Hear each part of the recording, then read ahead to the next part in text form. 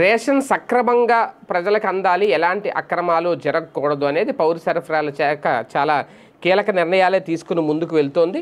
అయినా సరే అక్రమాలు జరుగుతున్నాయి అనేదే ఇక్కడ కీలకమైన అంశం తెర మీదకి వస్తుంది. అది కూడా కూటమి ప్రభుత్వానికి అనుకూలంగా ఉండే ఆంధ్రజ్యోతి పత్రిక ఈ అంశాన్ని రాయడం. వాస్తవానికి ఏం జరుగుతుంది అంటే, ఒక రేషన్ షాప్ పరిధిలో 400 కార్డులు ఉంటేనట, ఒక్కొక్క కార్డులో సగటు 4 చొప్పున 1600 మంది లబ్ధిదారులు ఉంటారు. ఒక్కో లబ్ధిదారునికి 5 కిలోల చొప్పున 80 క్వింటాల బియ్యం అవసరం.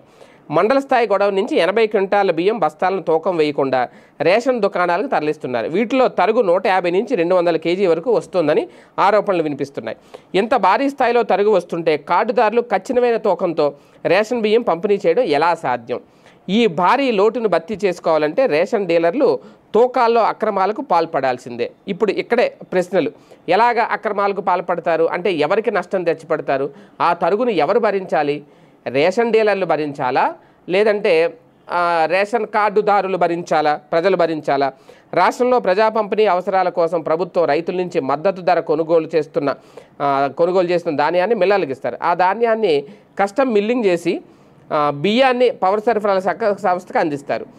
ఈ బియ్యాన్ని అన్ని జిల్లాల్లో ఉన్న గోడౌన్లో నిల్వ చేస్తారు. అక్కడి నుంచి ప్రతి నెల ప్రజా పంపిణీ కోసం స్టేజ్ 1 రవాణా కాంట్రాక్టుల ద్వారా తొలుత FCI గొడవలకు, అక్కడి నుంచి మండల స్థాయి గొడవలకు తరలిస్తారు. ఈ 2 చోట్ల తూకం వేసిన తర్వాత స్టేజ్ 2 కాంట్రాక్టర్ల ద్వారా బియ్యాన్ని రేషన్ షాపులకు తరలించాలి. కానీ MLS పాయింట్లలో పనిచేస్తున్న సివిల్ సప్లైస్ కార్పొరేషన్ అధికారులు, ఉద్యోగులు తూకం వేయకుండా బియ్యాన్ని రేషన్ షాపులకు తరలిస్తున్నారట.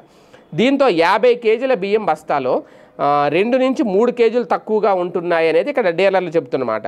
అయితే MLS పాయింట్లలో తప్పనిసరిగా తూకం వేసిన తర్వాతే రేషన్ దుకాణాలకు బియ్యాన్ని తరలించేలా ప్రభుత్వం చర్యలు తీసుకుంటేనే ఈ తరుగు సమస్యకు పరిష్కారం దొరుకుతుంది అని చెప్తున్నారు. ఏది ఏమైనా ఇక్కడ పౌర సరఫరాల శాఖను తప్పుపడుతున్నారా, లేదంటే మళ్ళీ ఇందులోనంట ఇది జగన్ జమానాలో సాగిన ముచ్చటే ఇప్పుడు కూడా సాగుతుంది అనేది. ఇప్పుడు జగన్మోహన్ రెడ్డి అన్న అధికారంలో ఉన్నాడా? జగన్మోహన్ రెడ్డి ఏమన్నా ముఖ్యమంత్రిగా ఉన్నారా? పౌర సరఫరాల శాఖ ఏమన్నా జగన్మోహన్ రెడ్డి చూసుకుంటున్నారా? ఆల్రెడీ ఏడాది దాటిపోయిందే, ఏడాది సంబరాలు కూడా చేసుకున్నాం కదా.